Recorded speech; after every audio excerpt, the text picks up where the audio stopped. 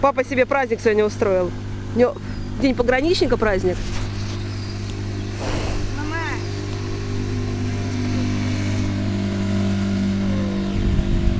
И в этот день лодка первый раз спустилась на воду.